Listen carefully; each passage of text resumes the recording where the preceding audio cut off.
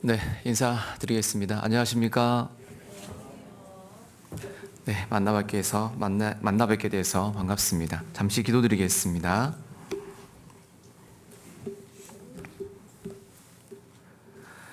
사랑과 은혜가 풍성하신 우리 아버지 하나님, 크고 귀한 구원의 은혜를 예수님의 보혈의 공로 안에서 우리에게 값없이 베풀어 주시고 믿음에 이르러 구원을 얻을 수 있도록 도와주셔서 진심으로 감사를 드립니다. 주님의 은혜와 사랑을 깨달은 이후에도 우리를 말씀과 교제 가운데 이끌어 주시고 이 가운데에서 양육받아서 주의 일 가운데 동참되어 쓰임받게 해주심도 진심으로 감사를 드립니다. 주님께 늘 간구드리는 것은 우리의 사랑하는 가족들, 우리 가까이 있는 사람들 중에서 고의적으로 주의 은혜를 거절함으로 멸망케 되는 사람 없기를 구하고 부탁을 드립니다. 우리의 언어 행실을 통해서 주의 은혜와 사랑을 정확하고 담대하게 증거할 수 있도록 저희를 인도하여 주시고 준비시켜 주시기를 이 시간 주님께 간구를 또한 드립니다. 주님께서 세우신 이 교회를 통해서 선한 역사 드러내 주시고 주님이 뜻하신 바가 풍성하게 이루어짐으로 아버지 하나님께는 영광이 돌아가고 각 개인과 가정에는 주의 은혜와 사랑이 더욱 넘치기를 이 시간 또한 간구를 드립니다. 이번 한 주간 진행되고 있는 선교 일정 가운데 함께 하시고 주님께서 앞서 행하셔서 주의 선한 뜻 이루어 주시고 동행하고 있는 모든 발걸음들을 통해서 주님 기뻐하시는 일들이 풍성하게 이루어지기를 역시 간구를 드립니다.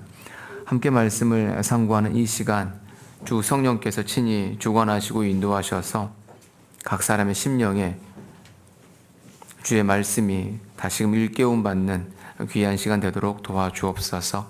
말씀의 시종을 주 성령님께 모두 맡기고 의지하면서 예수님 이름으로 기도드립니다. 아멘. 저희 마태복음 26장을 보시겠습니다. 마태복음 26장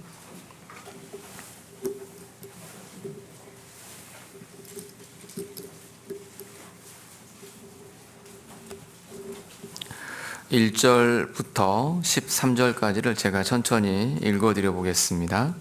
마태복음 26장입니다.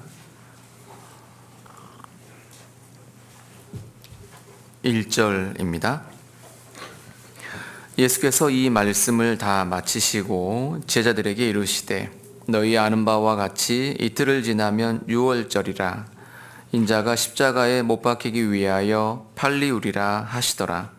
그때에 대제사장들과 백성의 장로들이 가야바라 하는 대제사장의 안문에 모여 예수를 궤계로 잡아 죽이려고 의논하되 말하기를 민요가 날까 하노니 명절에는 말자 하더라. 예수께서 베다니 문둥이 시몬의 집에 계실 때에 한 여자가 매우 귀한 향유 한 옥합을 가지고 나와서 식사하시는 예수의 머리에 부으니 제자들이 보고 분하여 가로되 무슨 의사로 이것을 허비하느뇨? 이것을 많은 값에 팔아 가난한 자들에게 줄 수 있었겠도다 하거늘 예수께서 아시고 저희에게 이르시되 너희가 어찌하여 이 여자를 괴롭게 하느냐? 저가 내게 좋은 일을 하였느니라. 가난한 자들은 항상 너희와 함께 있거니와 나는 항상 함께 있지 아니하리라. 이 여자가 내 몸에 이 향유를 부은 것은 내 장사를 위하여 함이니라. 내가 진실로 너희에게 이르노니 온 천하에 어디서든지 이 복음이 전파되는 곳에는 이 여자의 행한 일도 말하여 저를 기념하리라 하시니라. 네, 13절까지 읽어드렸습니다. 아침에 여수에서 차를 타고 나주로 이제 왔는데요. 나주가 꽤 먼 곳에 있더라고요. 평생 나주는 저도 처음인 것 같습니다. 나주가 굉장히 익숙해서 왜 이렇게 나주가 익숙한가 했더니 배 때문에 그러더라고요. 그래서 나주배를 항상 먹다 보니까, 자주 먹다 보니까, 항상은 아니고 자주 먹다 보니까 나주가 좀 익숙하고 친숙해서 자주 들렸나 보다라고 했더니 그건 아니고 처음인 것 같습니다. 그래서 왔는데 꽤 그래도 아름다운 곳인 것 같고요.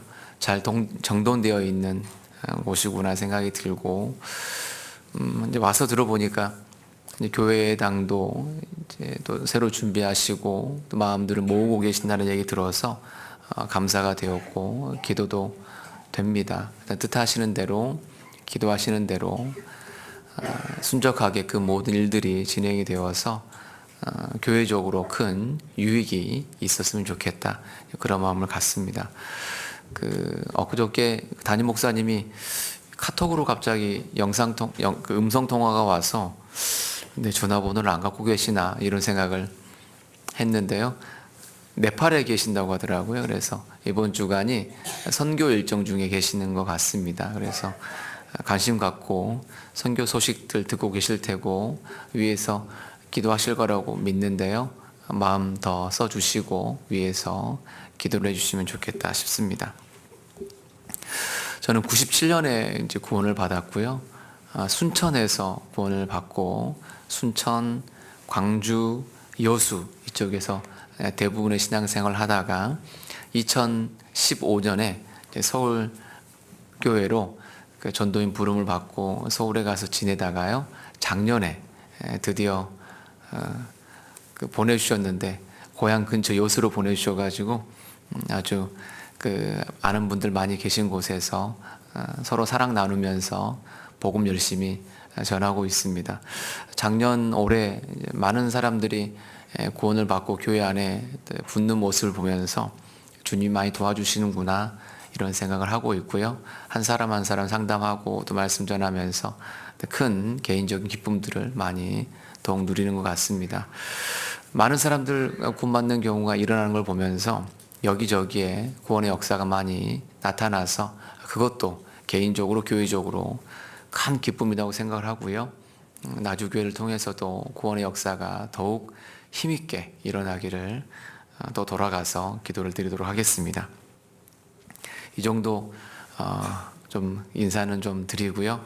오늘은 이 마태복음 26장 1절에서 13절 말씀을 중심으로 예수님께 향유를 부은 마리아에 대하여 상고를 해보려고 합니다.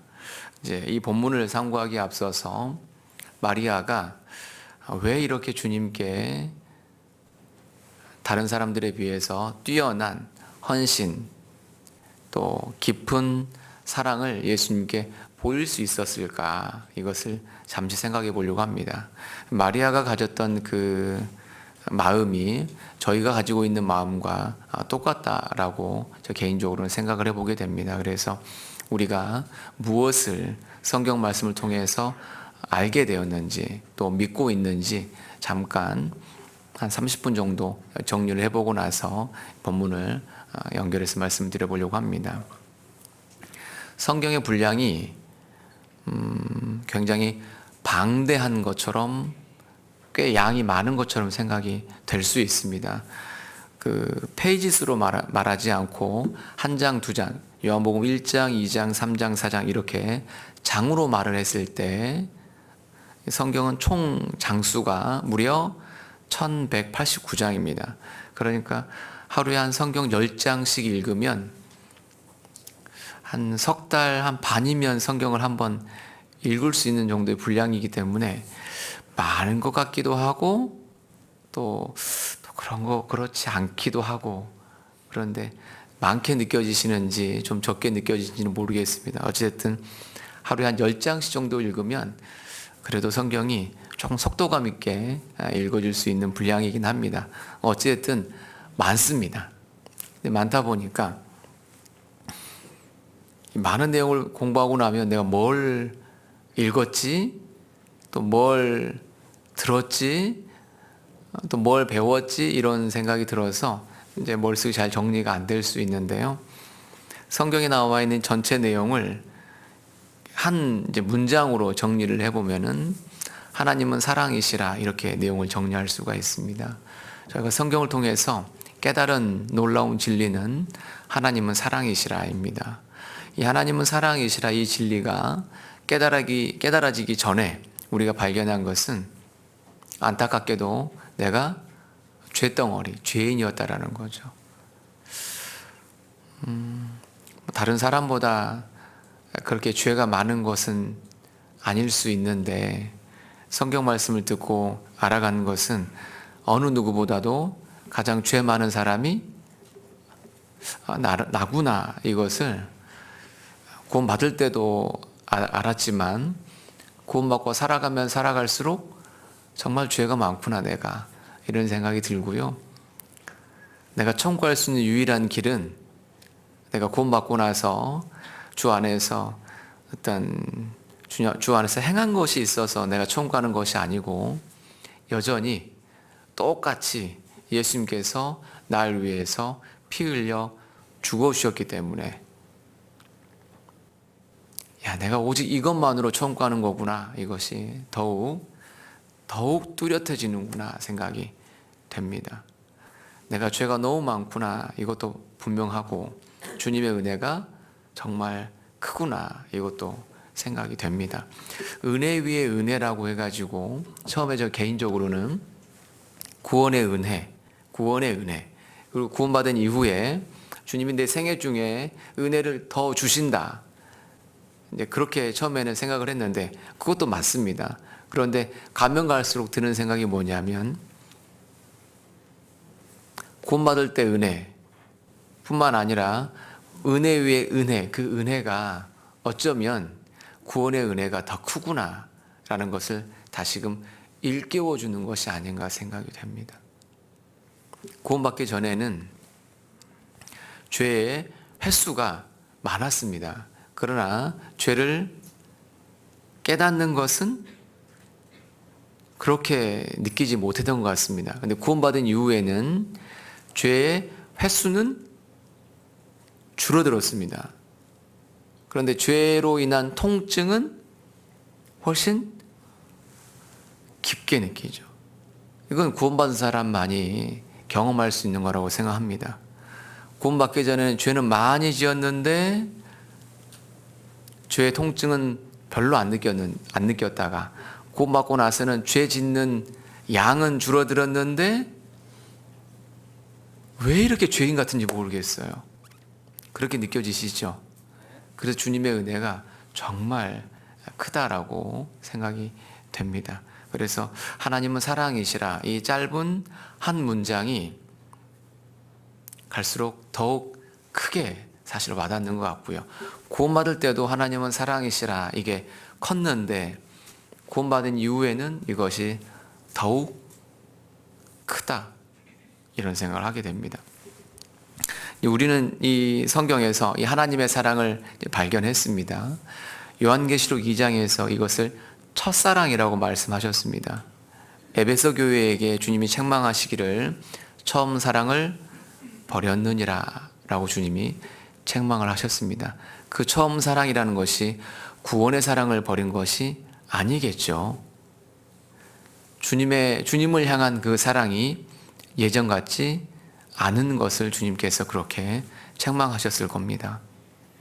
그러니까 그 처음 사랑, 첫사랑이라는 것은 구원의 사랑인가 동시에 주님을 사랑하는 첫 번째, 주님을 첫 번째로 생각하는 그 사랑이 식어진 겁니다. 그리고 첫사랑이니까 하나뿐인 사랑이죠. 그러니까 주님의 사랑이 나를 만족시킬 수 있는 하나뿐인 유일한 사랑인데 그것이 변해버린 겁니다. 구원받은 이후에 주님이 나에게 있어서 하나님의 사랑이 첫 번째가 되어야 하고, 그리고 주님의 사랑만이 나에게 유일한 사랑이 되어야 하는데 그것에서 흐려져 있다면 주님은 역시 우리 각각에게 책망하실 겁니다. 네가 처음 사랑을 버렸더라고요. 그 첫사랑을 늘 일깨우면서 살아가야 되겠다. 그래서 주님의 그 구원의 은혜와 사랑, 주님만을 가장 내 생애에서 우선적으로 실제적으로 생각하고 살아야 되겠다. 늘 말씀을 통해서 일깨우게 됩니다. 하나님은 사랑이시라. 이 진리가 우리에게 오기 위해서는 몇 단계 거쳐야 하는데 하나님께서 이런 과정을 거치셨습니다. 이 세상을 창조하셨고요. 그 창조하신 하나님께서 인간 역사에서 개입하지 않고 떠나 있는 무관심한 그런 분으로 계시는 것이 아니고 인간의 몸을 입고 이 땅에 직접 개입하셨습니다. 들어오셨죠. 하나님께서 사람이 되셨습니다. 그것을 성육신하셨다라고 얘기하는 거죠. 창조하신 하나님께서 인간의 몸을 입고 이 땅에 들어오셨고요. 그리고 그 사랑을 직접적으로 보여주셨는데 십자가에서 피를 흘려서 죽어주신 겁니다. 우리의 죄가 없어지기 위해서는 반드시 피가 흘려져야 됩니다. 대신 죽어주셔야 됩니다. 그것을 구속이라고 합니다. 구속하셔서 우리를 위해 대속적인 죽음으로 우리의 죄를 단번에 영원히 용서하신 겁니다. 창조, 성육신, 구속, 이 과정을 통해서 하나님이 우리를 향한 사랑을 완성시켜 주셨고 나에게까지 와주신 겁니다. 성경에 나와 있는 핵심을 요약하면 그렇게 말할 수가 있는 겁니다. 이 창조를 통해서 우리가 얻을 수 있는 몇 가지 교훈들이 있는데요. 창조하셨다라는 것은 하나님이 어떤 분임을 알려주시는 거냐면 하나님은 전능하시고요. 그 다음에 전지하십니다. 모든 것이 가능한 분이고 모든 것을 아시는 분입니다. 그래서 하나님은 우리의 섬김의 대상이 될 수 있는 자격이 되십니다. 전능하시다라는 것을 창세기에서 위대한 믿음의 네 족장 아브라함부터 요셉까지 공통적으로 전능하신 하나님을 고백합니다. 창세기를 읽으시면서 네 인물을 공부해 가시는 중에서 그들이 언제 전능하신 하나님을 얘기했을까 쭉 찾아보시면 확인이 되실 겁니다.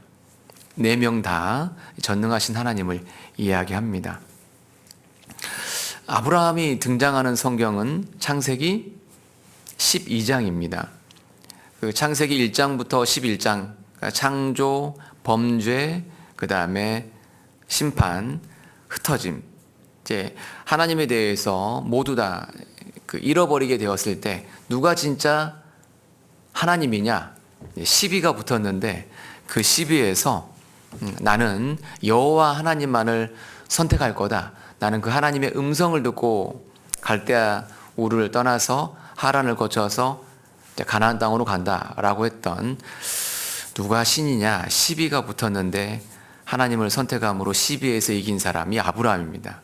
아브라함 몇 장에서 나올까요? 12장. 조금 감이 오셨죠? 이삭이 아브라함의 아들입니다. 이삭은 화평의 사람으로 일컬어집니다. 싸우지 않아요. 그래서 누가 와서 자기의 우물을 뺏으면 주고 이사갑니다. 또 이사가고 이사가죠. 여러 차례 이사가고 나서 그를 보니까 너와 하나님이 함께 하더라 라고 와서 옆에 있는 블레셋 왕이 와서 고백을 합니다. 항상 이사 갔던 사람이 이삭입니다. 그래서 이삭은 창세기 몇 장에서 등장할까요? 24장. 이사를 많이 가서 조금 감이 오시죠? 이삭의 아들이 누구냐면 야곱입니다. 물론 에서도에 있는데요. 이 야곱이란 사람은 깡이 있는 사람이잖아요. 욕심이 많아요. 이빨 꽉 깨물고 양팔 꽉 쥐고 어떻게 해서든 성공하려고 했던 사람이죠. 무슨 성공을 하려고 했는 거냐면 하나님의 축복을 어떻게 해서든 얻으려고 했던 사람인 거죠. 그게 대단한 겁니다. 어떻게 해서든 하나님의 축복을 이빨 꽉 깨물고 양팔에 꽉 쥐려고 했던 사람입니다. 그래서 이빨 꽉 깨물었던 사람이 야곱인데, 그래서 야곱은 창세기 몇 장에 등장할까요? 이제 감이 왔어요. 창세기 28장이 등장합니다. 그래서 이삭 하면 24장 근처를 넘기셔야 돼요. 야곱 하면 창세기 28장 뒤로 넘겨보시면 됩니다. 남은 사람은 요셉입니다. 요셉은 창세기 37장에 등장합니다. 어떻게 말을 만들어야 될까요?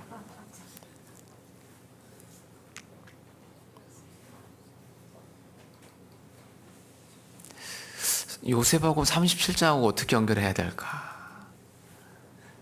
별로 안 떠오르시죠? 저는 이렇게 했습니다. 요셉은 진짜 좋은 삼촌이에요. 왜냐하면 그 집안을 다 먹여 살렸잖아요. 그래서 가장 좋은 삼촌은 누구죠? 요셉. 사실 그가 종으로 팔려가서 애굽에서 온 가족 70명, 사도행전에서는 75명이라고 얘기하는데 그들을 내려가지고 온 가족을 고센 땅에서 먹여 살리잖아요. 진짜 좋은 삼촌이잖아요. 삼촌. 요셉은 몇 장에 등장한다고요? 37장. 그래서 요셉은 37장 이후로 나오니까 요셉 이야기를 볼 때는 창세기 37장 뒤로 보시면 됩니다. 그 네 명 다 공통적으로 무엇을 얘기한다고요? 전능하신 하나님을. 그리고 또 창세기에서 전지하신 하나님을 우리가 이제 볼 수가 있는데요. 이 여러 가지 이야기 중에서 아브라함과 그 사라의 그 일화 속에서 전지하신 하나님을 우리가 볼 수가 있습니다. 아브라함의 문제는 아들을 얻는 거였습니다. 상속자를 얻는 거였는데 기업을 이을 자를요. 그 아들이 없었죠. 사라를 통해서 얻는 아들입니다. 그래서 99세 때 이렇게 가만히 이제 텐트 장막 앞에 가만히 앉아 있는데 저기 손님 이제 세 사람이 지나가는 겁니다. 그래서 얼른 달려가서 그 세 사람을 초대해 가지고 집에서 음식을 대접하게 됩니다. 그 중에 한 명이 예수님이셨습니다. 아브라함이 자기 때 예수님을 만났다라고 예수님께서 말씀하시잖아요. 그래서 음식을 쭉 대접하는데 아브라함도 음식 준비하는데 거들고 종들도 거들고 사라도 거둡니다. 그래서 이제 손을 대접합니다. 그런데 이제 그 아브라함과 함께 했던 그 세 일행 중에서 주님은 안 가시고 두 천사만 소돔 고모라 땅에 있는 그 롯의 집에 가게 됩니다. 롯의 집에 갔을 때 그 음식을 대접하는 성경을 쭉 읽어보면은 롯이 직접 음식을 대접한 것으로 보여져요. 롯의 처는 음식을 대접하지 않습니다. 제가 봐서는 롯의 처는 약간 짠 사람처럼 보여요. 그래서 손 대접하기에 좀 게으른 것은 손이 짜다 그러잖아요. 그래서 아마도 너무 짜서 소금 기둥이 되지 않았나 생각이 됩니다. 그래서 우리가 성도 대접하기를 게을리하면 괜히 좀 곤란해질 수가 있습니다. 그래서 손 대접하기를 짜게 해야 될까요? 어떻게 해서는 사서라도 대접을 해야 될까요? 사라가 사서라도 대접을 잘 해서인지 몰라도 사라는 복을 받잖아요. 그래서 성도 대접할 기회가 왔을 때 짠 마음이 들면 누가 손해다? 어찌됐든 이제 롯의 처를 주님이 생각하라고 했잖아요. 물론 그 말씀은 주님을 생각하지 않고 그 세상의 마음을 두고 세상 것으로 고개를 돌렸기 때문에 소망이 세상이 두었기 때문에 이제 그렇게 되었다라고 주님 말씀하셨는데 어찌됐든 손 대접하기를 게을리하지 않아야 되겠다. 그런 교훈을 받을 수가 있습니다. 음식을 쭉 주님이 드시고 나서 아브라함에게 얘기하십니다. 명년, 내년 이맘때에 아들을 낳을 거다라고 주님이 약속을 해주십니다. 이제 그 이야기를 들을 때 사라가 장막, 텐트죠. 텐트 뒤에서 이제 그걸 쭉 듣다가 웃어버립니다. 사라가 웃어버리죠. 그러니까 이름이 그래서 이삭이잖아요. 아브라함도 웃었어요. 사실은 아브라함도 웃었습니다. 그 전장에서 웃었고 사라도 웃었는데, 주님이 그때 뭐라고 말씀하시냐면은 아시죠? 사라가 왜 웃느냐라고 주님이 말씀을 하십니다. 그러니까 사라가 당황했어요. 당황해가지고 저 안 웃었어요 라고 얘기를 합니다. 그러니까 주님이 또 뭐라고 말씀하시냐면은 사라가 웃었느니라 라고 하시면서 그걸 꼭 집어서 얘기를 하시잖아요. 재밌는 건 그겁니다. 제가 지금 무슨 얘기하다가 지금 이 얘기 하신지는 알고 계시죠? 무슨 하나님? 전지하신 하나님, 모든 걸 아시는 하나님 얘기하면서 제가 이 얘기하고 있는 겁니다. 사라가 텐트 뒤에 숨어서 속으로 웃었단 말이죠. 근데 주님이 그걸 아셨죠.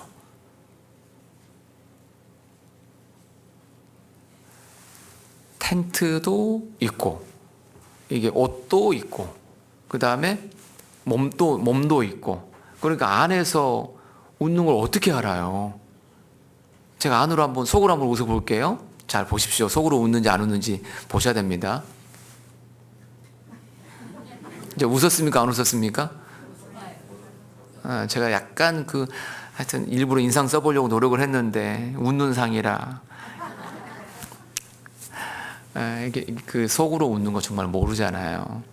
주님이 아십니다. 전지하시죠. 마태복음 10장에서는 주님이 머리털을 세신다고 되어 있습니다. 그다음에 누가복음 21장에서는 머리털 하나도 상치 아니하리라 하셨거든요. 그러니까 아주 작은까지도 세밀하게 지키신다 뿐만 아니라 보호하신다, 이런 의미를 우리가 이 성경을 통해서 교훈을 받을 수 있는데요. 머리카락을 헤아리신다라는 것은 이렇게도 생각할 수 있습니다. 그 밑에 있는 머리 속 생각을 주님이 아신다라는 거죠. 주님 생각을 아십니다. 그 밑에 내 마음도 주님이 아십니다. 주님 정말 아십니다. 사단은 사람의 속 생각과 마음은 모릅니다. 사단은 사람을 오랫동안 다루어왔기 때문에 사람을 이렇게 하면은 넘어질 수 있어 라고 하면서 사람에 대한 어떤 다룸의 전략들이 많은 것 뿐입니다. 사람의 속생각까지 알지는 못해요. 생각을 이렇게 집어넣을 수는 있지만 그 생각을 알지는 못합니다. 가룟 유다에게 예수를 팔려는 생각을 집어넣었던 거지, 가룟 유다가 어떻게 선택할 것까지는 사실은 몰랐던 거죠. 계속 유혹을 했던 겁니다. 그 유혹에 가룟 유다가 반응했던 겁니다. 욥이 분명히 하나님을 저주하고 신앙을 부인할 겁니다. 어떻게 하면요? 재산 없애고, 그 다음에 자녀 없애고, 건강 없애면 하나님을 부인할 거다라고 얘기했지만 욥은 부인하지 않았습니다. 사단은 사람을 몰라요. 하나님은 아십니다. 주는 계신 곳 하늘에서 들으시고 사유하시며 각 사람의 마음을 아시오니. 하나님은 사람을 심판하시기에 오래 생각하지 않습니다. 왜냐하면 처음부터 끝까지 다 아시니까요. 그래서 모든 걸 아시는 분은 하나님밖에 없습니다. 모든 것이 가능합니다. 그러면 왜 하나님이 인간의 범죄를 아시면서 안 막았냐, 못 막았냐? 인간의 범죄를 알면서, 아담이 범죄할 것을 알면서 못 막은 거냐, 안 막은 거냐? 몰랐다면 하나님이 될 수 없다. 못 막았다면 하나님이 될 수 없다. 알고도 능력이 있는데도 안 막았다면 하나님이 될 수 없다. 이것이 안 믿는 사람들이 펼치는 두 가지 논리입니다. 모르고 능력이 없으니까 범죄했지. 그러면 전지전능하지 않으니까 신이 아니야. 전지전능한데도 불구하고 안 막았어? 그건 사랑이 아니잖아요. 제가 이제 상담을 하는데 그 당시에 고등학교 친구였습니다. 꽤 오랫동안 이제 교회 생활했는데 지금 굉장히 신앙생활 잘하고 있어요. 지금 그 ROTC 가가지고 전도 열심히 하고 있습니다. 이 형제가 고등학교 때 저랑 상담을 했는데, 그때 제가 이제 전도사였으니까, 전도사님, 저는 억울합니다. 아담이 죄를 지어가지고 내가 죄인 되었지, 내가 뭐 죄 짓고 싶어서 죄인 된 겁니까? 아담 때문에 죄인 된 거 아닙니까, 사실? 저는 그래서 좀 억울한 면이 있습니다. 이렇게 얘기를 하는 거예요. 답을 하려고 하니까 쉽죠. 이게 쉬운 것 같은데 계속 생각을 하면 생각할수록 이게 굉장히 어렵습니다. 그래서 제가 말을 한다고 했는데 조금 제 스스로도 시원하지 않았어요. 하여튼 뭐 상담 이것저것 하고 나서 다시 또 하자라고 해서 또 만나고 계속 상담을 했는데, 그래서 제가 머릿속으로 생각을 항상 했습니다. 그렇지, 막 말을 한다고 하는데 시원하지 않더라고요.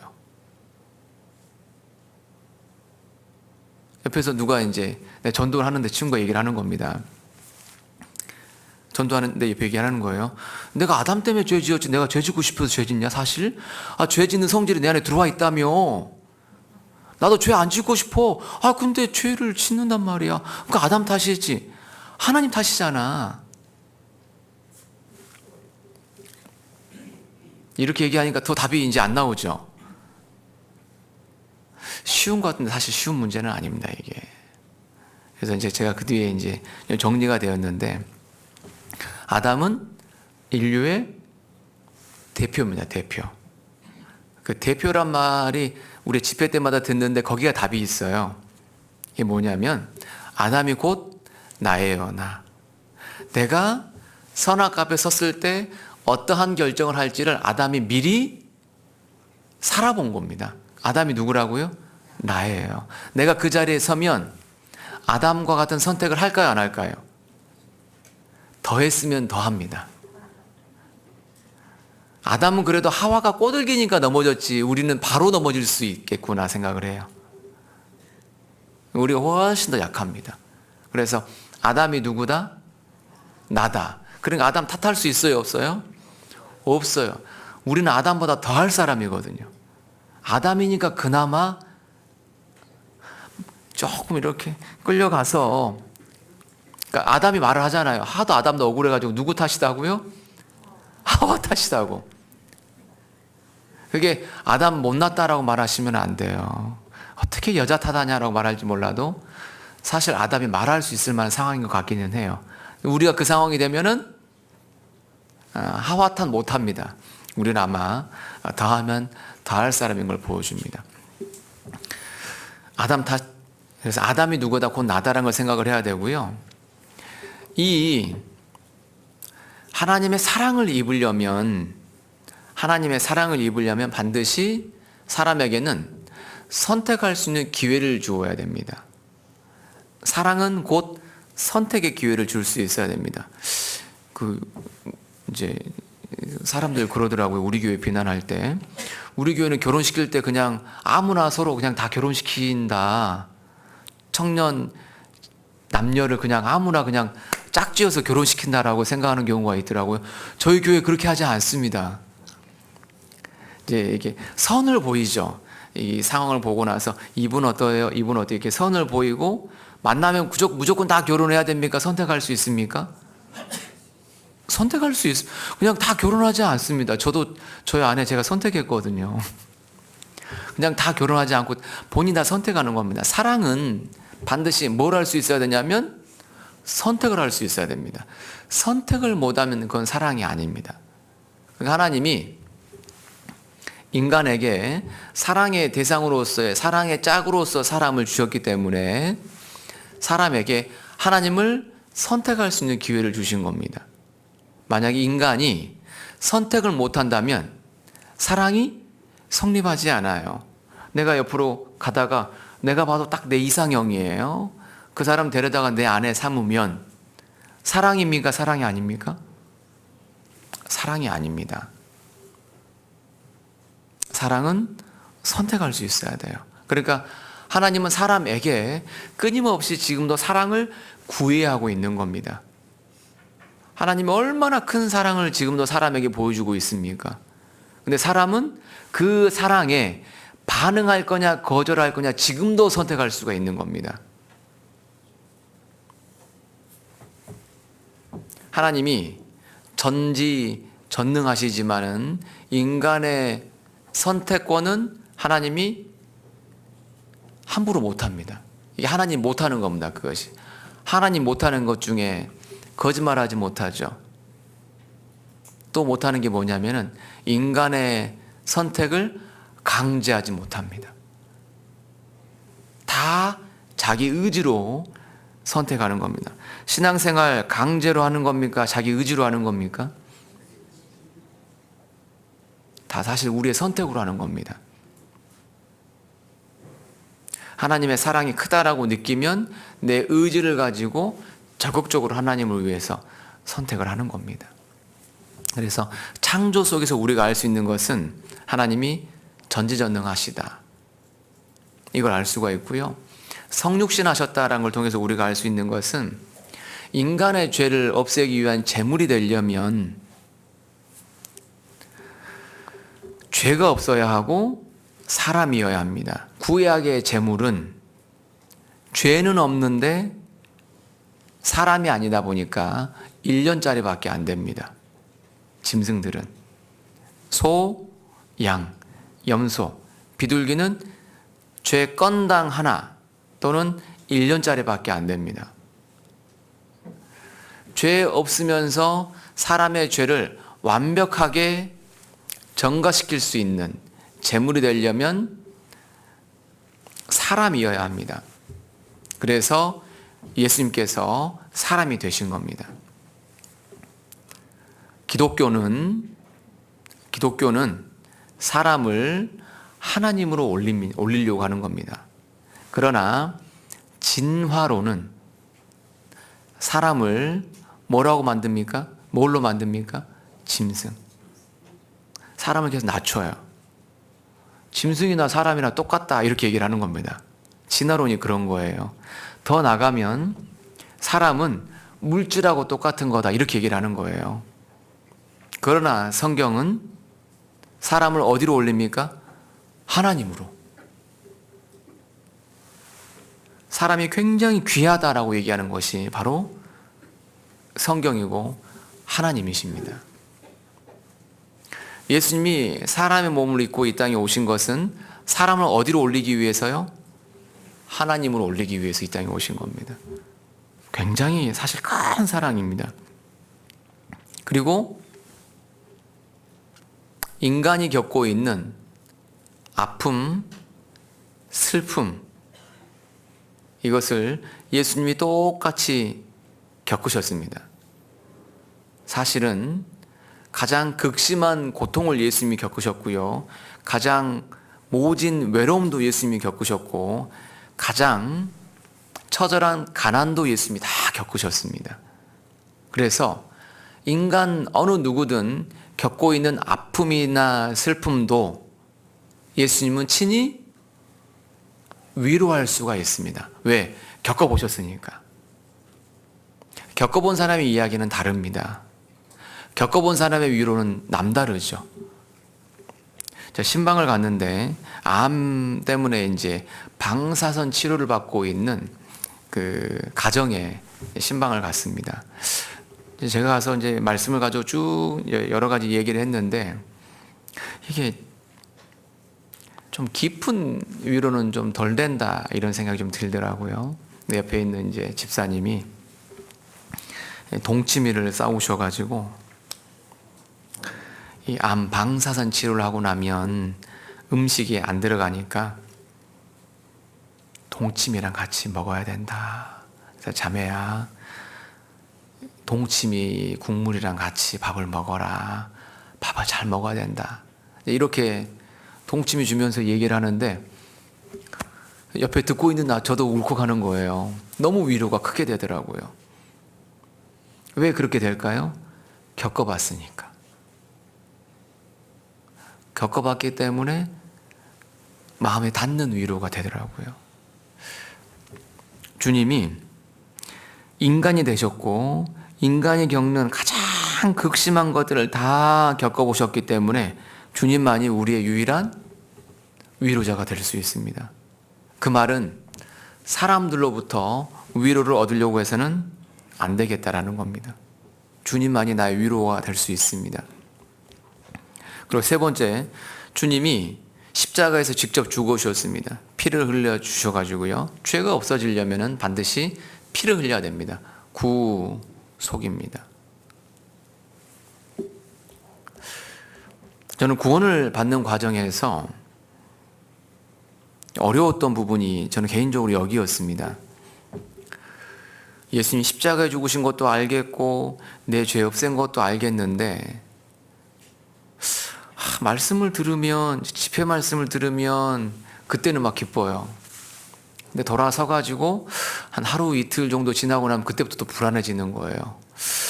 예수님이 내 죄도 없앴을까? 내가 믿는다고 말하는데 예수님이 내 믿음을 인정하실까? 내 믿음이 예수님이 인정하실 만큼의 믿음일까? 막 이 생각이 또 들기 시작하는 겁니다. 그러면 막 괴로운 거예요. 진짜 힘들었을 때는 제가 군대 갔을 때였습니다. 제가 고3 때 말씀을 들었는데요. 친구 전도로 말씀을 들었습니다. 이제 교회 생활하다가 이제 군대를 갔습니다. 강원도 화천으로 제가 군대를 갔는데 처음에는 좋았어요. 근데 조금 지나다 보니까 다 휴거돼 버린 거 아닐까? 이 생각이 들기 시작하더라고요. 괴로울까요? 안 괴로울까요? 저도 이제 90년대 군번이니까 그때 전화기 없었습니다. 제 휴대폰이 제가 제대하고 나서 휴대폰 나왔거든요. 하여튼 없어가지고요. 전화하려면은 진짜 어디 가서 전화했더라. 제가 일요일 날 종교 행사 가가지고 그때 전화했거든요. 거기 가서 전화를 할 수 있으니까 그 공중전화 카드로 교회 전화를 했습니다. 교회 전화번호가 그래서 제가 잊어먹지 않아요. 지금도 753-660입니다. 이게 순천교회 전화번호인데 거기 자매가 있어요. 그래서 근무지는 자매가 있었기 때문에 전화하면은 자매님 하고 전화 통화 아주 또 반갑게 했습니다. 근데 이게 반복되면 반복될수록 전화하면은 이게 할 말이 별로 없고요. 또 전화했어 이런 생각이 들까봐 이게 전화하기가 이제 힘들어지더라고요. 그래서 이제 그 뒤에는 얼른 전화를 걸고 목소리가 들리면 끊었습니다. 그렇게 이제 몇 차례를 했거든요. 진짜 힘들었습니다. 내가 분명히 다 아는데, 내가 믿는다고 말하는데 왜 나는 괴롭지? 그리고 이제 제대를 하고 이제 말씀을 쭉 듣는 가운데 정리가 됐습니다. 뭐가 정리가 됐냐면 특별한 내용도 아니에요. 이겁니다. 이제 저 같은 분은 안 계실 것 같지만 혹시나 저는 내 믿음이 좋고 잘 믿어야 죄가 없어진다는 생각이 항상 있었거든요. 그런데 바보같이 예수님이 죄를 다 없앴잖아요. 죄가 언제 없어졌습니까? 2000년 전에. 제가 알고 믿으니까 죄가 없어졌습니까? 이미 없어졌습니까? 저 너무 세상에 저는 제가 잘 믿었다고 하고 잘 알고 하니까 죄가 없어진다고 생각을 했거든요. 근데 그게 아니더라고요. 죄는 언제 없어졌다고요? 예수님 십자가에 죽으시면서 다 이뤘다 하시고 죽으시고 부활하실 때 죄가 그때 다 없어졌더라고요. 내 과거 죄도 없어졌고 오늘 죄도 없어졌고 미래 죄도 없어졌고. 근데 제가 이건 철떡같이 믿어졌어요. 뭐냐면은 제 과거 죄 없어진 것은 시원하게 믿어지더라고요. 과거 죄 없어진 것은 안 불안해요. 근데 진짜 없어졌을까? 뒤에 죄. 이건 조금 계속 여기가 꼬물꼬물하는 거예요. 믿었다고 하는데 불안해. 영원한 속죄가 완전하지 않았어요, 제게. 근데 저의 과거죄도 예수님 봤을 때 무슨 죄죠? 저의 과거죄도 예수님 봤을 때 미래죄. 과거죄 없어진 것은 시원하게 믿어지는데 왜 뒤에 것은? 근데 내 뒤에 것도 예수님 봤을 때 미래죄, 내 앞에 것도 예수님 봤을 때 이것은 믿어지는데 이것은 안 믿어진다? 이게 안 맞더라고요. 이거 없어진 거나 그거 없어진 거나 똑같더라고요. 그래서 제가 이제 그 복음 설명하면서 그 설명 드리거든요. 아들이 사고를 쳐가지고 농협에 3억을 빚을 못 갚고 있었는데 하도 사고를 치니까 이제 그 나주에 있는 부모님이 뭐 배밭 팔고 이것저것 다 팔아가지고 3억을 나주 농협에 가서 갚았어요. 대신 아들 것을. 그리고 나서 아들에게는 안 알려주고 며느리한테는 알려줬어. 며느리가 고생을 많이 하니까. 언제 알려줬냐면 오늘이 11월 19일이잖아요. 2022년 11월 19일에 갚고 며느리한테는 알려줬습니다. 아가, 네가 고생이 많다이 하면서 이제 3억 우리가 다 갚았다이 하면서 이제 갚은 겁니다. 며느리는 들었어요. 아들은 말을 안 들으니까 아들에게는 안 알려줬어요. 얘는 좀 더 고생을 해야 돼. 해서 안 알려줬거든요. 자, 이야기를 듣는 순간 며느리는 이제 나는 살았죠. 나는 살았어. 근데 아들은 계속 죽을 상입니다. 그러다가 오늘 2023년 11월 19일 오늘 아들한테도 알려줬습니다. 자, 여기서 이제 문제 나갑니다. 자, 아들이 듣고 믿고 좋아하니까 3억이 갚아진 거냐? 다시요. 아들이 듣고 믿고 좋아하니까 3억이 갚아진 거냐? 이미 갚아진 거냐? 그럼 아들이 듣고 막 성질 내면 안 갚아진 거냐? 그래도 이미 갚아진 거다. 그럼 아들이 듣고 안 믿으면 안 갚아진 거냐? 이미 갚아진 거다. 그럼 아들이 뭐 하면 될까요? 아이고 감사합니다 하고 그냥 편하게 살면 돼. 또 사고는 또 치고 안 치고 그러더라고요. 이미 갚아진 거였구나. 그러니까 내가 믿고 안 믿고 관계없이 다 갚아져 있는 것은 기정사실이더라고요. 그럼 나는 뭐 하면 돼요? 그냥 뭐 됐네. 그러면 되겠더라고요. 그러니까 편해지더라고요. 그래서 영원한 속죄가 진짜 놀라운 겁니다. 이것은 진짜 너무 감사해요. 영원한 속죄가. 왜냐하면은 살아가면서 죄를 느끼는 것이 훨씬 더 많기 때문에 그렇습니다. 훨씬 더 많기 때문에. 근데 죄는 더 많이 느끼기 때문에 은혜를 더욱 깊이 느껴가는 겁니다. 어찌됐든 하나님의 사랑이 그렇게 우리에게 온 겁니다. 그렇게 사랑을 깨달은 사람은 하나님의 은혜에 보답하려고 할까요? 안 보답하려고 할까요? 보답하려고 합니다.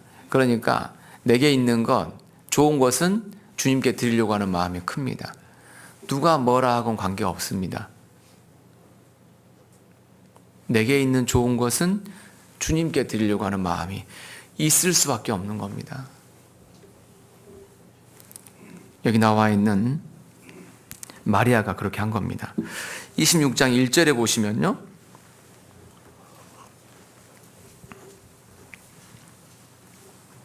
마태복음 26장 1절입니다. 예수께서 이 말씀을 다 마치시고 제자들에게 이르시되 너희 아는 바와 같이 이틀을 지나면 유월절이라. 유월절은 금요일입니다. 그러니까 이틀, 목요일하고 수요일을 지나면 유월절이다. 그러니까 이 말씀을 하고 있는 것은 화요일입니다. 화요일. 예수님이 마지막 죽으시는 그 주간에 화요일, 여기 지금 화요일입니다. 1절에서 5절까지가 화요일 사건을 얘기하고 있는 겁니다. 인자가 십자가에 못 박히기 위하여 팔리우리라. 이 26장에 등장하는 여러 사람들이 있습니다. 네, 보통 남자들 중심으로 이야기가 나오는데 대제사장, 백성의 장로, 그 다음에 예수님의 제자들, 대제사장과 백성의 장로들과 백성들은 예수님을 죽이려고 하고요. 제자들은 예수님을 팔고 예수님을 부인하는 때입니다. 굉장히 어두운 이 상황에서 마리아가 예수님께 향유를 부은 이 부분은 굉장히 밝게 빛납니다.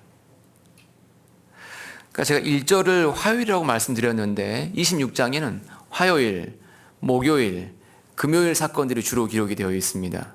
그런데 마리아가 예수님께 향유를 부은 사건은 마태복음 26장, 요한복음 12장, 마가복음 14장에 동일한 사건들이 기록되어 있습니다. 요한복음 12장을 통해서 우리가 알 수 있는 것은 마리아가 예수님께 향유를 부은 것은 예수님이 십자가에 죽으시는 그 금요일, 앞주 토요일 사건입니다. 토요일 사건을 왜 여기 화요일, 목요일, 금요일 사건에다 넣어놨느냐? 방금 말씀드린 것처럼 여자가 행한 것이 너무 아름다웠기 때문에, 너무 대단했기 때문에 이것을 더욱 돋보이게 하기 위해서 성령께서는 의도성을 가지고 이렇게 화요일, 목요일, 금요일 사건 속에 이 전주 토요일 사건을 넣었다는 걸 알 수가 있다는 거죠. 무슨 의미냐면, 신앙이 빛나는 것은 예수님을 죽이려고 하고 예수님을 팔고 예수님을 부인할 때, 모두 다 신앙을 저버릴 때 자기의 믿음을 지키는 것, 이것이 신앙을 빛나게 하는 겁니다.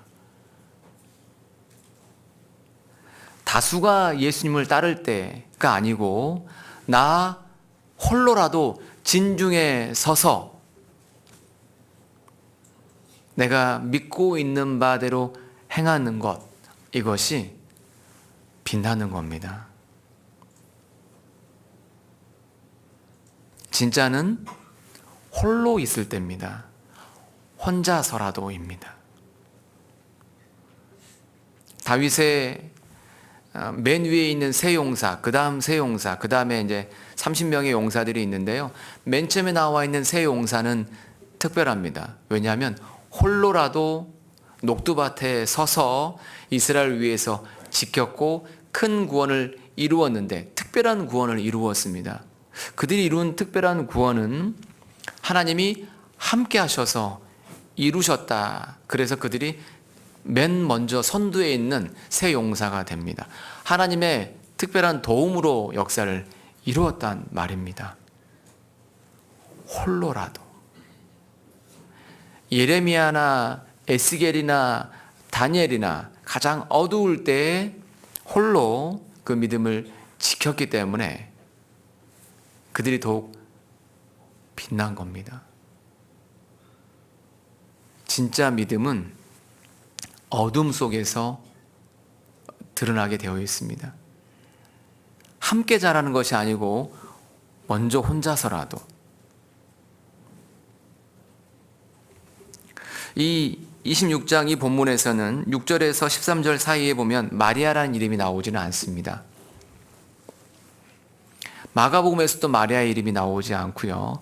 요한복음에서 마리아의 이름이 나옵니다. 왜 공간복음으로 일컬어지는 마태, 마가복음에서는 마리아 이름이 없고 요한복음에서만 마리아의 이름이 있을까 생각을 해본다면, 이 마태복음은 예루살렘, 타이터스에 의해서 예루살렘이 무너지기 전에 기록이 되었습니다. 그래서 AD 60년에서 65년 사이에 기록되었을 것이다 라고 성경학자들은 얘기를 합니다. 자, 그 즈음이면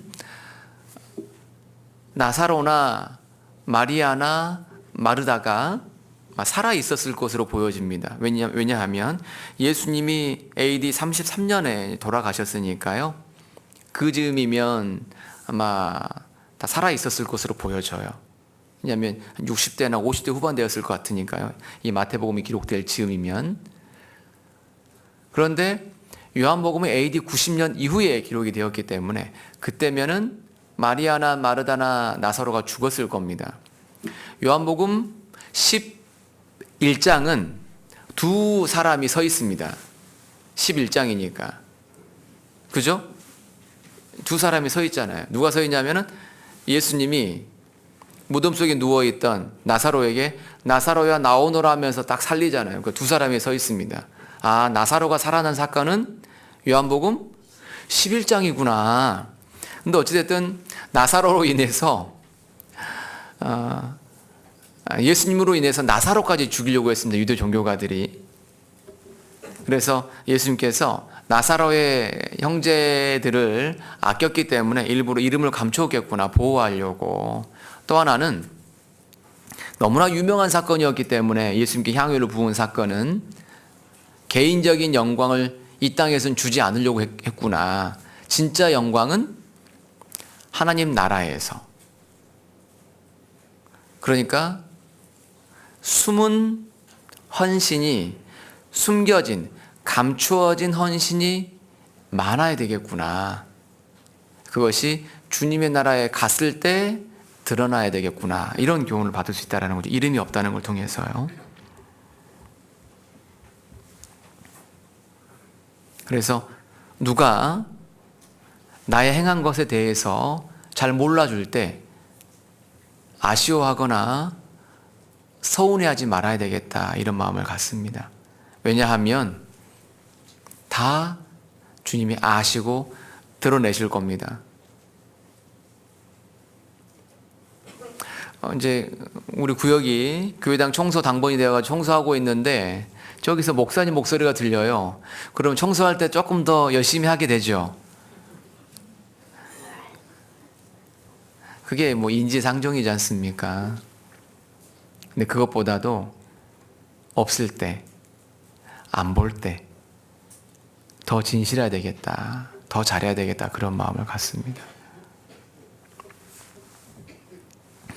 마리아가 주님께 나와서 이 향유 옥합을 부었는데요. 10절에 보시면 주님은 마리아를 칭찬하십니다.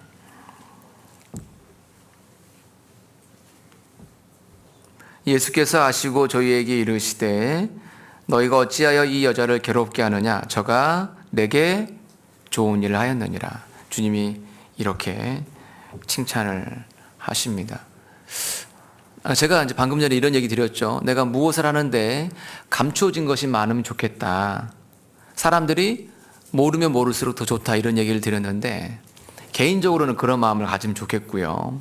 또 우리가 다른 분을 대할 때 지나치게 오해를 안 했으면 좋겠다 싶습니다.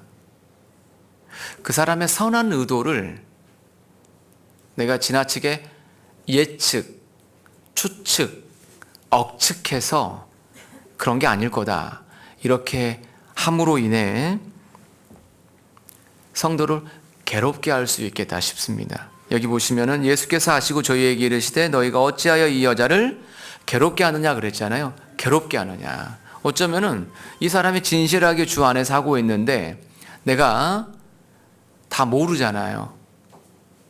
그러면서 성도에 대해서 이러쿵 저러쿵 말을 하게 되면 주님은 너희가 어찌하여 이 여자를 괴롭게 하느냐라고 하신 것처럼 우리를 주님이 문책할 수 있겠다 싶습니다.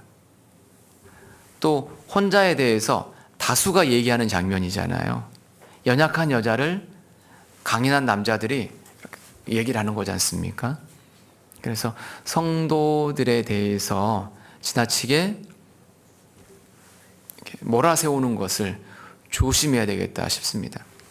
성도가 실수를 했을 때 우리가 가져야 될 마음은 고의가 아닐 거다. 고의가 아닐 거다. 두 번째, 연약해서 그러는 거다. 몰라서 그러는 거다 생각을 해야 됩니다.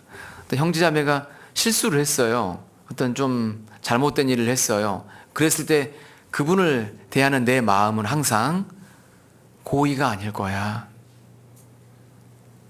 연약해서 그러는 거야. 이렇게 마음을 가져야 내 마음에서 성도를 향한 사랑이 이게 그래도 남아 있습니다.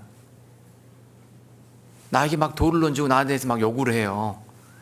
그러면 그 사람 사랑하는 거 쉽지 않습니다. 근데 마음을 가져야 됩니다. 두 가지 마음. 고의가 아니다. 또 하나는 뭐라고요? 고약하네 이렇게 생각하지 마시고 고의가 아니다. 또 하나는 약해서 고약하네라고 말하면서 생각하시라고요. 고의가 아니다. 또 하나 뭐라고요? 약해서. 그래야 내가 삽니다. 안 그러면 이게 마음이 괴로워진다니까요. 그래서 이게 여기 나와 있는 것처럼 예수께서 아시고 저희에게 이르시되 너희가 어찌하여 이 여자를 괴롭게 하느냐. 잘못하면 우리가 괴롭게 할 수도 있습니다. 근데 주님은 뭐라고 말씀하셨습니까? 저가 내게 좋은 일을 하였느니라. 주님께 좋은 일을 드려야 좋은 일이 됩니다. 세상에 좋은 일 많이 하잖아요. 다 불타버립니다. 사람에게 좋은 일 많이 하잖아요. 다 썩어지고 없어집니다. 주님과 관계된 일에 좋은 일을 하면 이건 다 기억됩니다. 그래서 나의 투자를 어디다 해야 될 거냐 이걸 잘 좀 생각을 해야 되겠다 싶습니다. 11절입니다. 주님께 좋은 일을 하는 것은 항상 기회가 있는 게 아닙니다. 11절 가난한 자들은 항상 너희와 함께 있거니와 나는 항상 함께 있지 아니하리라. 그러니까 항상 할 수 있는 일이 있고 특별한 기회가 주어지는 것들이 있습니다. 특별한 기회가 주어지는 일들은 잘 살릴수록 좋습니다. 이스라엘이 출애굽을 하고 나서 성막을 지을 때 이제 이스라엘 백성들이 좋은 것을 성막 짓고 있는 일하고 있는 사람들에게 갖다 줍니다. 근데 너무 많이 가져오는 거예요. 그러다 보니까 일을 할 수 없으니까 모세에게 와서 너무 많은 걸 가져오니까 일을 할 수가 없습니다 라고 하면서 가져오는 것을 중단시킵니다. 저같이 이제 막 머리를 굴리는 사람은 저는 좀 보시는 것처럼 상당히 꾀를 쓰게 보이잖아요. 굉장히 저도 전략적으로 접근하려고 노력을 합니다. 그래서 가만히 내가 있는데 예를 들어 제가 이제 출애굽을 해가지고 이제 텐트에 지금 장막에 있는데 같이 그 형제들이 보니까 앞집도 옆집도 뒷집도 갖다 막 바치는 거예요. 나는 안 바치고 있어. 그러니까 조금 뒤가 좀 가렵잖아요. 그래가지고 나도 해야 되겠다 싶어가지고 가져가고 있는데 그때 무슨 소리가 들린다고요? 그만. 이 소리가 들리면은 이거 너무 아쉽잖아요. 그것보다도 드릴 기회가 있을 때 먼저 빨리 해버리는 게 편합니다. 저울 되면은 빨리 해버리는 게 편하다 이런 생각이 들고요. 다윗이 성전을 짓기 위해서 많은 걸 드렸는데 다윗뿐만 아니라 백성들도 함께 많이 드렸습니다. 거기에서 우리가 찾아볼 수 있는 것은 헌물이 들어가기에 앞서서 먼저 돼야 할 것은 헌신이고 헌신에 앞선 것은 마음, 헌심입니다. 헌신, 헌시,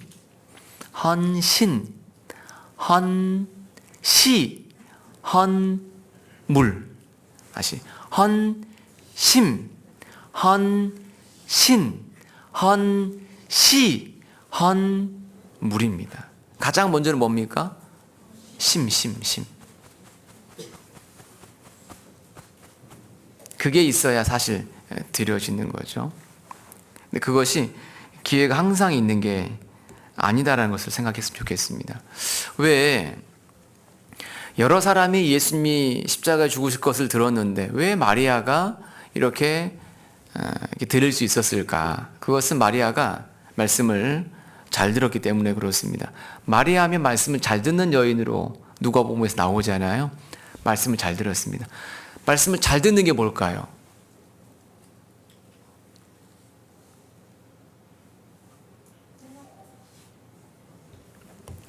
사람의 말로 듣지 않고 하나님의 말씀으로 듣는 겁니다. 너희가 하나님의 말씀을 받을 때에 사람의 말로 아니하고 하나님의 말씀으로 받음이니 진실로 그러하다. 이 말씀이 또한 너희 믿는 자 속에서 역사한다. 하나님의 말씀으로 들어야 됩니다. 그렇게 듣는 것이 개인에게 있어서는 큰 유익이 됩니다. 저 이제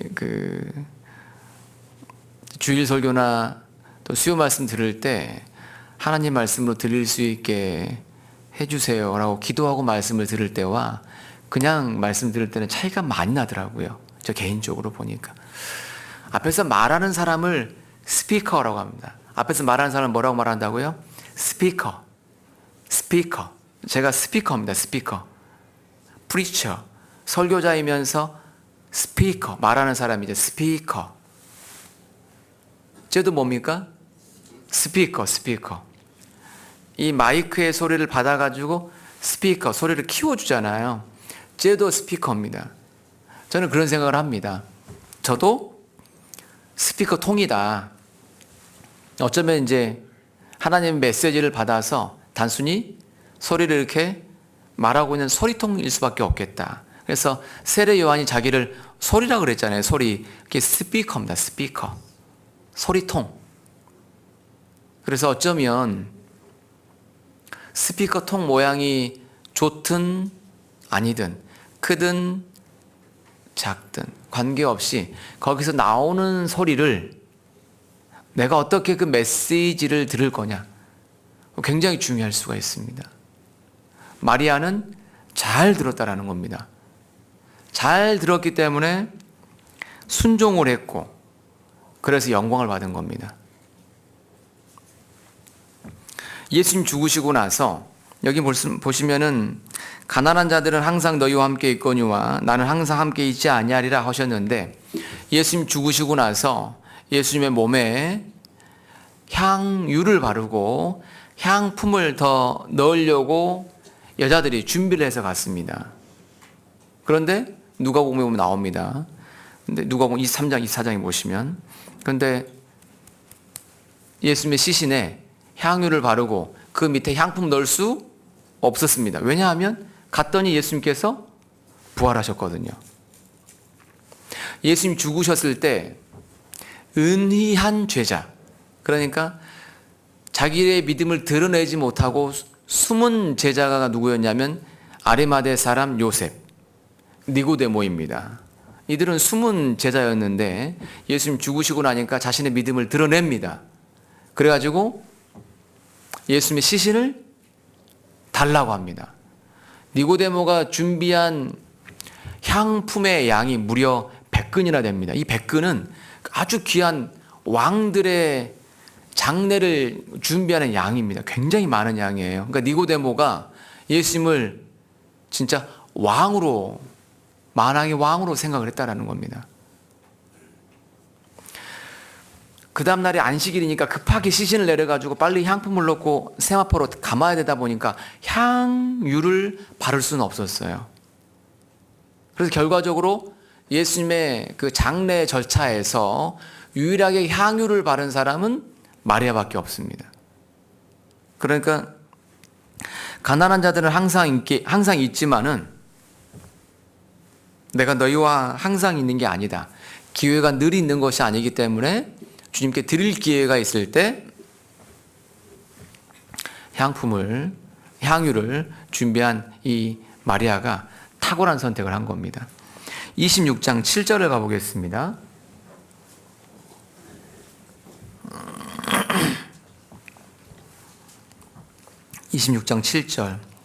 한 여자가 매우 귀한 향유 한 옥합을 가지고 나와서 식사하시는 예수의 머리에 부으니 제자들이 보고 분하여 가로되 무슨 의사로 이것을 허비하느뇨. 매우 귀한 향유 옥합을 예수님의 머리에 부었습니다. 여기는 머리에 부었다고 되어 있는데 다른 성경에는 이제 몸에 부었다 또는 발에 부었다고 되어 있습니다. 그러니까 향유를 머리에 붓고요. 그것이 흘러내립니다. 몸을 따라서. 그리고 남은 것은 발에다 부은 겁니다. 그래서 성경이 이게 안 맞는 게 아닙니다. 맞는 겁니다. 이 향유를 붓는 것을 보면서 제자들이 화를 내면서 왜 이렇게 허비 낭비하느냐라고 추궁을 합니다. 근데 여기에서 잘 볼 수 있는 것은 마리아가 생각하는 예수님과 제자들이 생각하는 예수님이 상당히 차이가 나는 걸 알 수가 있습니다. 제자들의 눈에는 300데나리온 되는 이 향유 옥합이 예수님보다 더 귀했고요.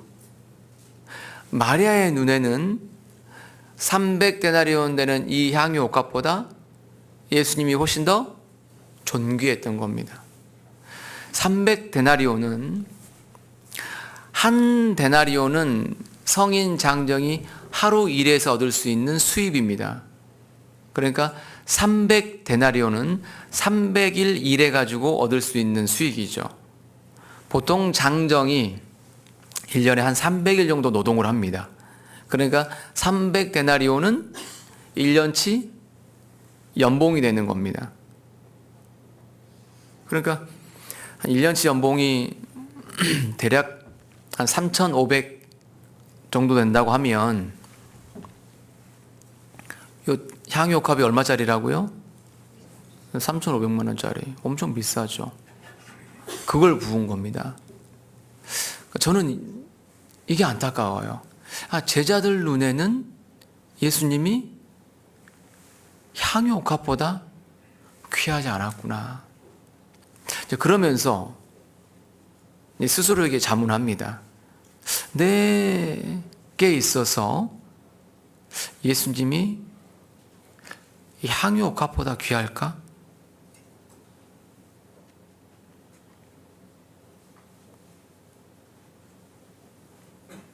정말 내가 예수님을 그렇게 귀하게 생각할까?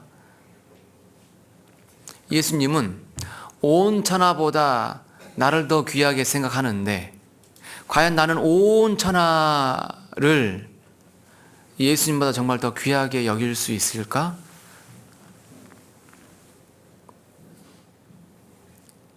온 천하를 준다고 하면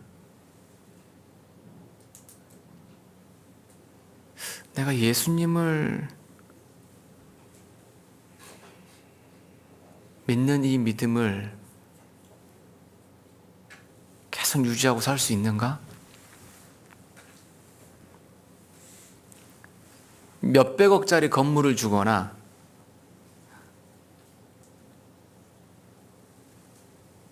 시장의 자리를 주거나 대통령의 자리를 주거나 이런 것을 준다고 하면 내가 이렇게 이 제자들처럼 비교하는 마음이 없을까 생각이 됩니다. 정말 성도님들 마음이 정말 어떠신가 모르겠습니다.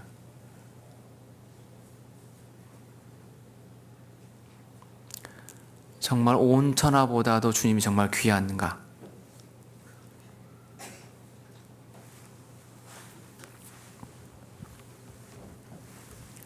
믿음이 병들면, 신앙이 문제가 생기면 재물관이 흔들리기 시작합니다. 주님께 드려지는 것에 있어서 자원은 빠지고 인색함이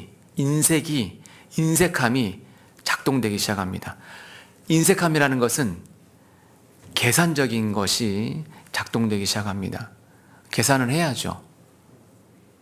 그런데 지나치게 계산적이 되어버릴 수 있습니다. 이스라엘 민족이 신앙적으로 가장 병들었을 때 중에 하나가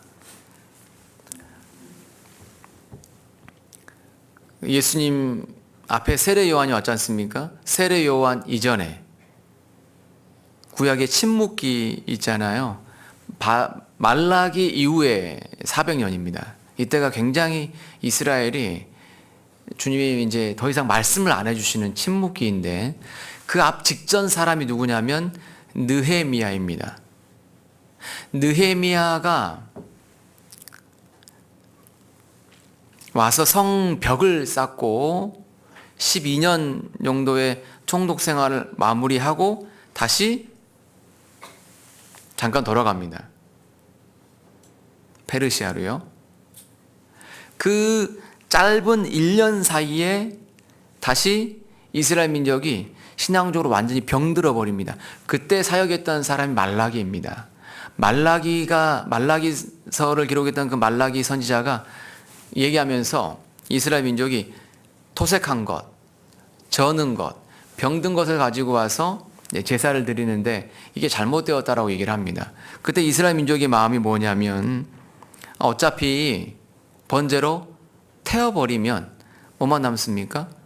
죄만 남죠. 어차피 태워드릴 거, 병든 거, 토색한 거, 저는 거 이런 걸 이제 드리는 거죠. 어차피 못 먹는 거, 더러운 떡을 드리는 겁니다. 근데 이걸 번제를 잘 생각해 보면은 번제가 히브리어로 올라간다 해서 올라입니다. 올라. 근데 이게 하나님께 완전히 다 드려지고 필요 없는 것만 남는다. 모두 다 드렸다. 100% 드려졌다라고 해서 번제잖아요. 근데 어차피 태워버리면 새카만 것만 남아. 이런 생각이 들어버린다라는 거죠. 남는 것을 생각하는 겁니다. 드려지는 걸 생각하는 게 아니고 남는 것 중심으로 생각하면 이게 너무 지나친 계산입니다. 드려진 것 쪽으로 생각을 해야 됩니다.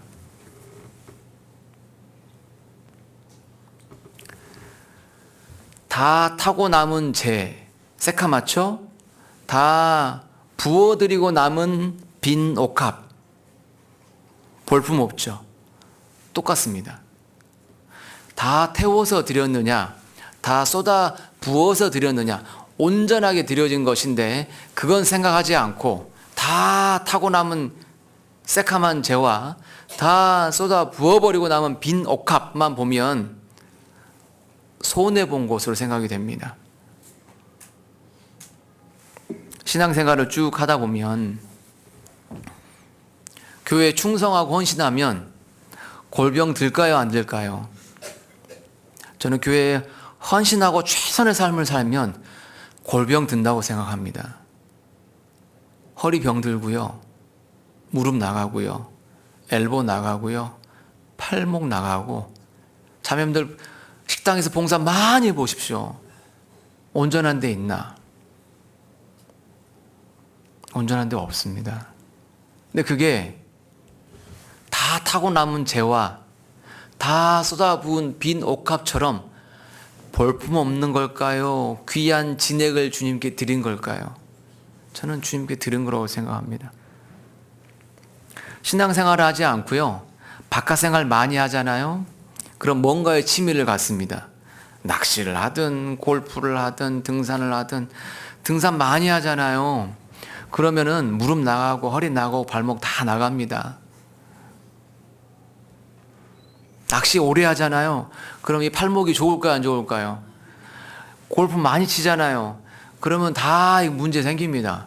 그러고 보니까 신앙생활 열심히 하나, 밖에 생활 열심히 하나, 몸은 나이 들고 병 들고 늙어지는 거구나, 원래 그런 거구나 생각이 들더라고요. 그럴 바에는 어디 안에서요? 주님 안에서. 어차피 다 타고 남은 재가 되거나 빈 옥합이 됩니다. 어차피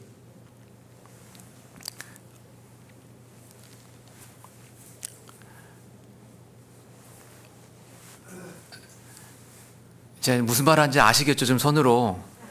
그 다음은 제가 얘기하지 않겠습니다. 어차피 다 타고 남은 재가 되거나 어차피 다 쏟아붓고 나면 빈 옥합됩니다. 그러니까 부어드리는 게 맞겠다 싶습니다. 12절 가보시겠습니다.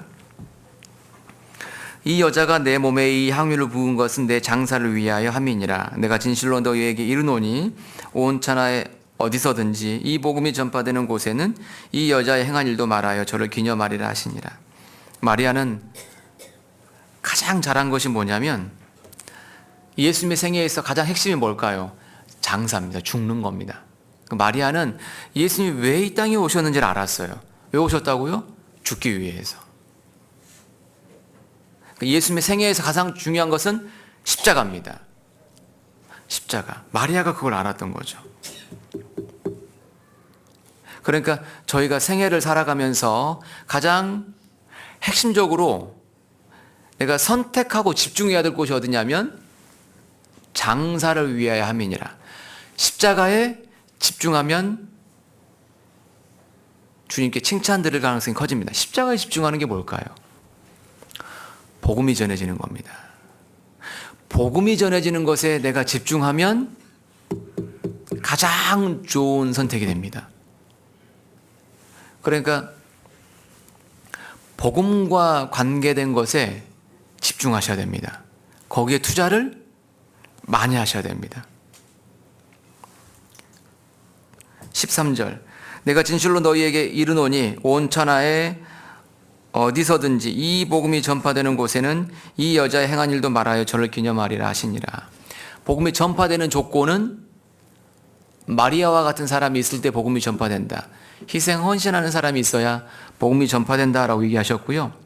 마리아 행한 것은 기념해라 라고 하셨습니다. 성경에서 기념하는 것은 두 가지입니다. 마리아가 행한 것 하나, 성만찬입니다. 마리아가 행한 것도 장사였고요. 성만찬 사건도 장사입니다. 마리아는 주님이 절 위해 죽으실 거예요 이고요. 성만찬 사건은 주님이 절 위해 죽으셨어요 입니다. 둘 다 복음이 전해지기 위해서는 마리아와 같은 헌신이 있어야 한다. 성만찬 사건은 무엇을 얘기하냐면은 희생, 연합이 있어야 한다는 걸 알려주는 겁니다. 그래야 복음이 전해진다. 이것을 주님이 기념하라 하셨다는 것을 우리가 일깨움을 받아야 됩니다. 그래서 내 생애 중에서 내가 늘 어디에 선택적으로 집중해야 되냐면은 주님의 장사와 관련된 것. 거기에 나는 항상 포커스 온 해야 됩니다. 항상 집중해야 됩니다. 그러면 칭찬을 들을 가능성이 커집니다. 마리아가 너무나 주님께 아름다운 일을 했기 때문에 주님이 이렇게 아름답게 성경에 또 기록을 해주셨습니다. 요한복음 12장을 가보겠습니다. 3절입니다.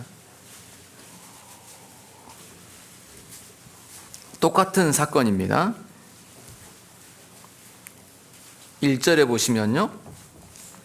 왜 토요일이라고 말하는지를 알 수가 있습니다. 요한복음 12장 1절. 6월절 엿새 전, 그러니까 토요일이죠. 예수께서 베다니에 이르시니 이곳은 예수께서 죽은 자 가운데서 살리신 나사로에 있는 곳이라. 거기서 예수를 위하여 잔치할세. 마르다는 이를 보고 나사로는 예수와 함께 앉은 자 중에 있더라. 마리아는 지극히 비싼 향유 곧 순전한 나드 한 근을 가져다가 예수의 발에 붓고 자기 머리털로 그의 발을 씻으니 향유 냄새가 집에 가득하더라.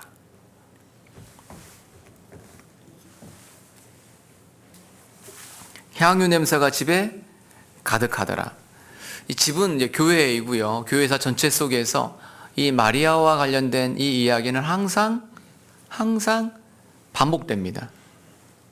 아름다움이 계속 향기가 우리에게까지 전달되고 있죠. 향유 냄새가 이때도 가득했고 교회사 전체에서도 가득했습니다. 이 12장 3절 말씀에 약간 비교가 되는 말씀들이 있습니다.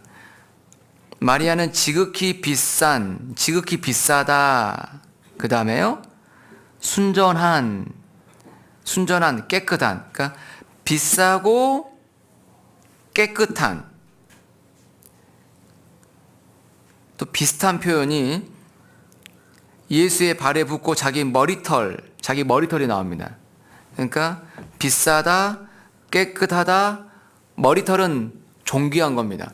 비싸고 깨끗하고 존귀한 것과 반대되는 표현이 예수의 발, 그의 발이 두 번 나옵니다. 발은 천합니다. 순전할까요? 더러울까요? 더럽습니다. 그러니까 섬기는 방법, 섬김의 대상을 알 수가 있습니다. 섬김의 방법은 깨끗한 것, 귀한 것, 비싼 것, 좋은 거죠.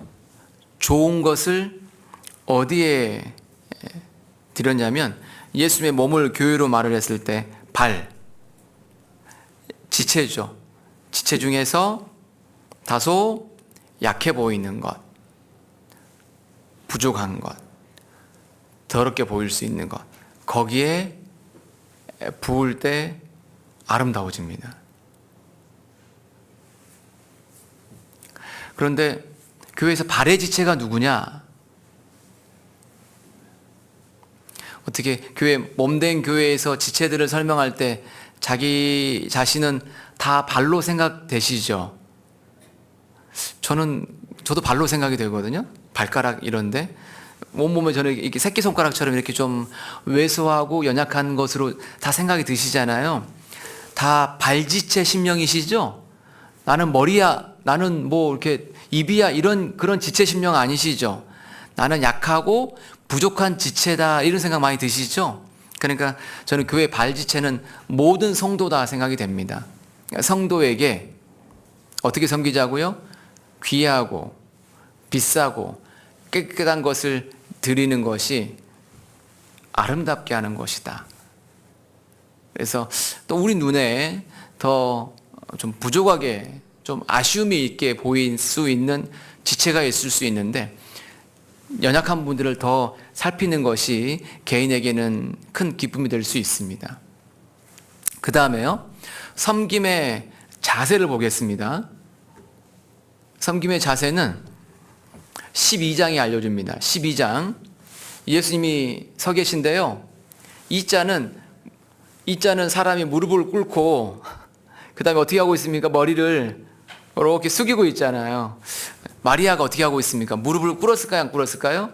꿇었죠. 허리는요? 숙이고, 머리는 들었을까요? 내렸을까요? 그래서 이 12장처럼 섬겨야 된다. 섬김의 자세는 어떻게 해요? 무릎을 꿇고 허리를 숙이고 머리를 꺾죠. 섬김의 자세를 알 수가 있습니다. 겸손하게 기도로 자기 생각을 꺾어서 섬겨야 되겠다. 내 생각과 안 맞아도,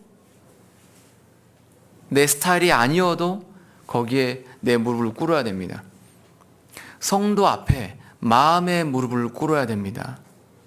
마음의 허리를 숙여야 됩니다.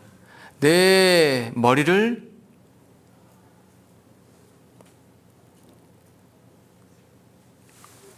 꺾어야죠. 성도 앞에. 그래야 섬김이 됩니다. 그럴 때 아름다워진다는 것을 볼 수가 있습니다. 그렇게 했더니 정말 아름답지 않습니까? 자, 그러면 주님께 헌신하고 주님을 사랑하면 각 개인에게 주어지는 영광이 뭐냐? 데살로니가 후서 1장을 가보겠습니다. 데살로니가 후서 1장 12절입니다.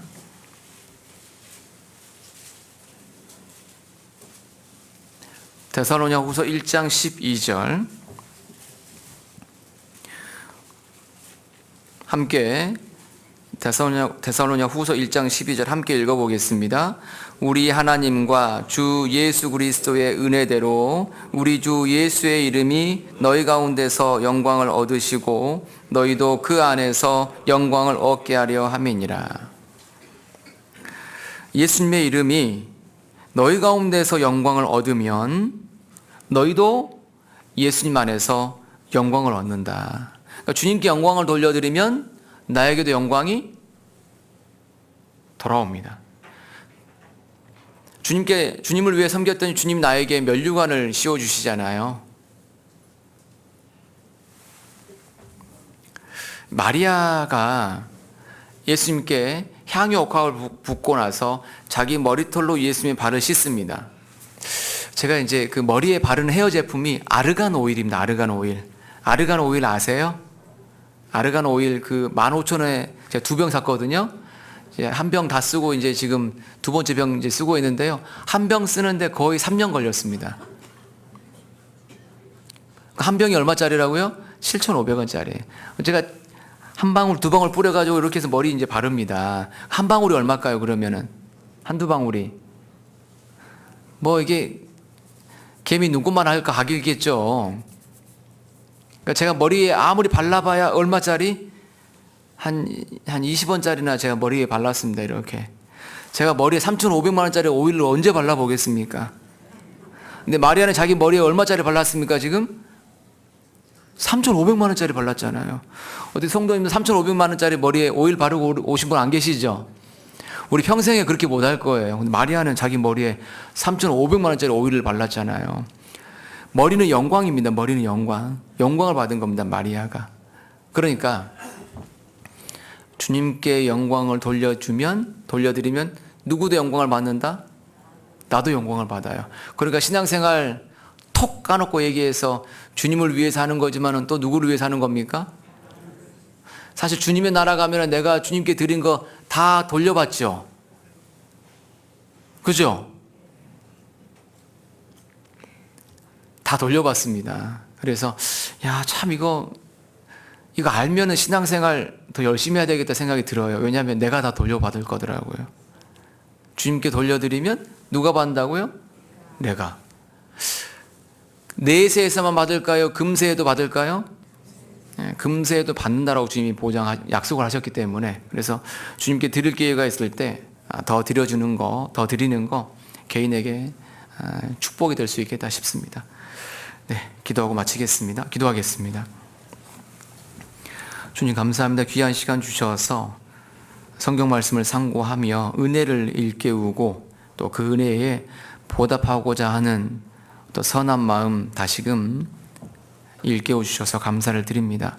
교훈받은 대로 삶 가운데 순종으로 살아가는 우리 모두가 되도록 도와주옵소서. 예수님 이름으로 기도드립니다. 아멘.